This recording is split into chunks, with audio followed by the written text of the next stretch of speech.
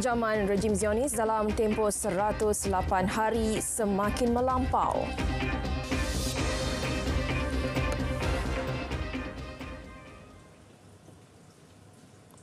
Assalamualaikum, salam Malaysia Madani. Anda bersama saya Budi Ishtawan Wahanafi dalam Dunia 10. Susulan serangan tentera negara haram Israel di Gaza, ketika ini 11,000 kanak-kanak dan 7,500 wanita maut dalam tempoh 108 hari lalu akibat serangan tersebut. Dalam tempoh sama juga dilaporkan seramai 119 wartawan terbunuh dalam serangan Israel di Gaza.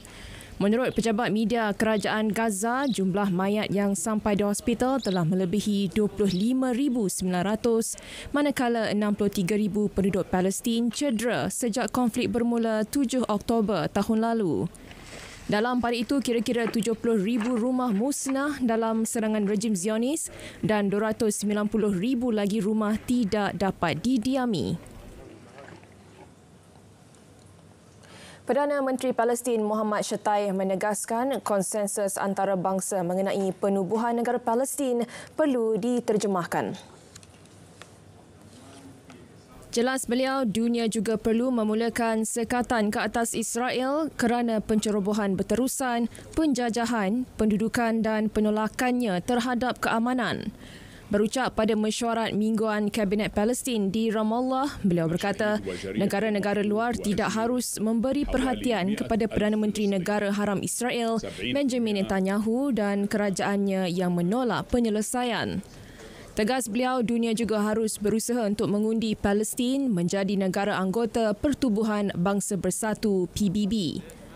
Kini jumlah mangsa termasuk yang terbunuh, cedera, orang hilang dan tahanan sudah mencecah kira-kira 100,000 dengan 70% daripadanya terdiri kanak-kanak, wanita dan orang tua. Amerika Syarikat dan Britain melancarkan serangan baharu ke atas Houthi di Yemen. Ia sebagai tindak balas kepada serangan berterusan laluan perkapalan di Laut Merah. Serangan terbaru itu menyasarkan tapak penyimpanan bawah tanah Houthi dan lokasi yang dikaitkan dengan keupayaan peluru berpandu dan pengawasan udara. Ia bagi mengganggu dan melemahkan keupayaan Houthi untuk mengancam perdagangan global dan pelaut. Houthi didakwa melakukan beberapa siri tindakan yang menyalahi undang-undang dan menjejaskan kestabilan sejak serangan udara bersama Amerika Syarikat United Kingdom sebelum ini. Sementara itu, agensi berita rasmi Yemen, Sabah, mengatakan bahawa tentera Amerika Britain melancarkan serbuan di ibu negara Sanaa dan beberapa bahagian lain di Yemen. Terdahulu, Houthi mendakwa mereka melepaskan tembakan ke atas sebuah kapal kargo tentera Amerika Syarikat di luar pantai Yemen. Dalam pada itu, Britain dan Amerika Syarikat mengumumkan pembekuan aset baharu dan larangan perjalanan ke atas Hamas dan Jihad Islam Palestin (PIJ). Menurut kerajaan Britain, 5 tokoh utama yang dikatakan terlibat dalam kepimpinan tersebut menjadi sasaran. Antara mereka ialah Zuhair Shamlak serta Ahmad Sharif Abdullah Audeh yang didakwa terlibat dalam urusan kewangan Hamas. Langkah Britain dan Amerika Syarikat membeku aset individu tersebut bertujuan mengurangkan aliran pembiayaan Hamas. Sementara itu, Ketua Dasar Luar Kesatuan Eropah, Josep Borrell menggesa penyelesaian dua negara bagi konflik Israel-Palestin. Jelas Borrell, Israel tidak boleh mewujudkan keamanan dengan cara ketenteraan menjelang rundingan dengan diplomat tertinggi Israel dan Palestin. Seramai 27 menteri luar blok itu akan mengadakan pertemuan berasingan dengan rakan sejawatan mereka dari Israel, pihak berkuasa Palestin dan negara-negara utama Arab di Brussels. Di China, satu gempa bumi kuat bermagnitud 7 menggegarkan sepadan China, Kyrgyzstan. Bagaimanapun, tiada kemalangan jiwa dalam laporan awal. Gempa tersebut berlaku di barat Bandar Aksu, wilayah Xinjiang, China. Menurut laporan media tempatan, 2 rumah dan bangsal ternakan runtuh di kawasan berhampiran pusat gempa di luar bandar Wuxi County manakala bekalan elektrik terputus buat sementara waktu. Menurut Pusat Kajian Geologi Amerika Syarikat, kemungkinan kerosakan besar boleh berlaku akibat gempa bumi kuat tersebut. Sementara itu, angka kematian akibat tanah runtuh di wilayah Yunnan, China meningkat kepada 20 orang hari ini, manakala puluhan mangsa masih hilang. Pasukan penyelamat bertungkus lumus mencari mangsa terlibat di lokasi tanah runtuh itu. Menurut laporan, sekurang-kurangnya 47 orang daripada 18 keluarga hilang dan 20 daripada mereka kini disahkan meninggal dunia. Sementara 24 orang lagi masih hilang dan 3 orang lagi telah diambil keterangan oleh pasukan penyelamat. Tanah runtuh itu melanda 2 kampung di barat daya Bandar Zaotong pada Isnin.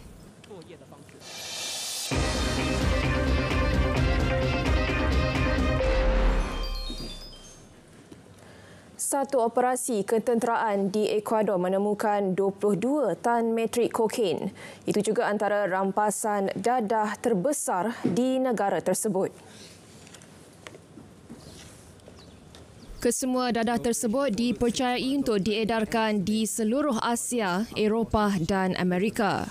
Operasi itu diikuti dengan perancangan dan pengawasan selama 6 bulan. Kerajaan Ecuador menyalahkan geng pemerdagangan kokain ke atas keganasan yang semakin meningkat termasuk serangan ke atas sebuah hospital baru-baru ini. Sebelum ini, polis menahan seorang penyelidup kokain yang dikehendaki dari negara jiran Colombia. Presiden Ecuador Daniel Noboa berkata tindakan keras kerajaannya terhadap keganasan kumpulan itu mula membuahkan hasil. Di Jepun, seorang lelaki yang mengaku memulakan kebakaran mengorbankan 36 orang di sebuah studio anime pada 2019 berdepan hukuman mati. Serangan yang menyebabkan kebakaran di studio Kyoto Animation adalah jenayah paling dahsyat di Jepun. Pendakwa raya memohon hukuman mati terhadap Shinji Aoba yang menghadapi 5 tuduhan termasuk pembunuhan, cubaan membunuh dan membakar. Kebanyakan mereka yang terbunuh dalam kebakaran itu adalah golongan muda dan mencederakan lebih daripada 30 yang lain. Jepun merupakan salah satu negara maju yang masih mengekalkan hukuman mati. Usaha untuk mencegah wabak denggi kini menjadi tumpuan utama Brazil. Negara tersebut kini melancarkan kempen vaksinasi cegah wabak denggi bulan depan. Brazil juga akan menjadi negara pertama di dunia menawarkan vaksin Qdenga melalui sistem kesihatan awamnya. Bagaimanapun, jumlah pemberian vaksin 2 dos itu adalah terhad tertakluk kepada bekalan daripada syarikat farmaseutical dari Jepun. Di Kamerun, negara itu berjaya lancar program vaksinasi cegah malaria pertamanya. Ia sebagai usaha ke arah menjayakan kempen memerangi penyakit yang menyebabkan kematian paling tinggi dalam kalangan kanak-kanak di Afrika. Pertubuhan Kesihatan Sedunia WHO menyifatkan usaha pemberian vaksin RTSS sebagai langkah bersejarah. Penyakit bawaan nyamuk itu telah menyebabkan lebih 600,000 kematian pada tahun lalu dengan 95% kes direkodkan di benua terbabit. Benito, seekor zirafah di Meksiko yang hidup kesunyian dalam kurungan lebih 6 bulan, akhirnya dihantar ke taman safari bagi memulakan kehidupan baharu. Benito dibawa dari Central Park, Ciudad Juarez, utara Meksiko, terpaksa menempuh perjalanan selama 50 jam sebelum tiba di Safari Afrika Puebla. Benito tiba di Ciudad Juarez pada Mei 2023 tetapi dilaporkan tinggal bersendirian dalam sangkar kecil sejak 8 bulan lalu. Menurut Safari, Benito dijangka berkongsi ruang dengan 7 zirafah lain di tempat baharunya.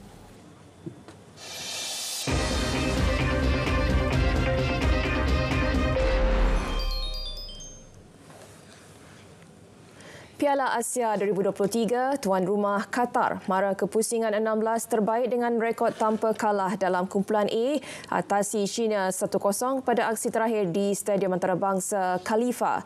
Mengiringi Qatar adalah Tajikistan yang menewaskan Lubnan 2-1. Selepas babak pertama berakhir tanpa sebarang jaringan, pengendali Qatar, Tintin Marquez membuat percaturan membawa masuk Hassan Al-Hedos dan Akram Afif pada minit ke-64. Ia berhasil selepas jaringan Al-Hedos sudah cukup buat Qatar menamatkan saingan kumpulan di kedudukan teratas mengumpul 9 mata hasil 3 kemenangan. China sekadar mengutip 2 mata dan sah tersingkir daripada kejohanan. Sementara itu, dalam satu lagi aksi kumpulan A, Tajikistan mencipta sejarah apabila mara ke pusingan 16 terbaik pada penampilan sulung. Skuad kendalian Peter Saget terlebih dahulu ketinggalan menerusi jaringan Basil Jaradi pada minit ke-47. Namun dua jaringan Umar Bayev pada minit ke-80 dan Nuruddin Kamrakulov pada masa kecederaan memastikan Tajikistan memungut 4 mata sekaligus mengiringi Qatar ke pusingan 16 terakhir selaku naib juara kumpulan. Piala Negara-Negara Afrika AFCON 2023, 3 keputusan seri dalam kumpulan B sudah cukup kuat buat Mesir untuk melangkah ke saingan kalah mati. Terdahulu pada aksi terakhir kumpulan, The Pharaoh terikat 2-2 dengan Cape Verde. Cape Verde yang telah layak pusingan 16 terbaik selaku pendahulu kumpulan berjaya di hadapan menerusi Gilson Tavares Benchimol pada babak pertama.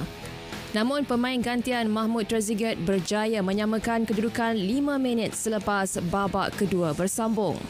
Mustafa Mohamed meletakkan Mesir di hadapan pada masa kecederaan, namun Brian Tezira menjaringkan gol kedua Cape Verde menjadikan kedudukan 2-2. Mesir meraih tempat kedua kumpulan dengan 3 mata selepas aksi lain kumpulan B antara Ghana dan Mozambik berakhir dengan keputusan 2-2. Dalam pada itu, pengendali Mesir, Rui Vitoria, mengesahkan kecederaan hamstring yang dialami ketua pasukan Mohamed Salah memerlukan tempoh masa yang lebih lama untuk pulih. Se calhar faz sentido Salah ter sítio para recuperar mais rápido e tentar recuperar o mais rápido possível. Está em aberto essa possibilidade de voltar de ir ao seu clube ou até do próprio clube em cá vir. Salah mengalami kecederaan ketika seri 2-2 menentang Ghana di Ivory Coast pada Khamis lalu. Dia dilaporkan akan kembali ke Anfield untuk menjalani proses pemulihan bersama klubnya Liverpool. Sekaligus teka-teki baki pelibatan di AFCON kali ini menjadi tanda tanya selepas Mesir mara ke pusingan kalah mati.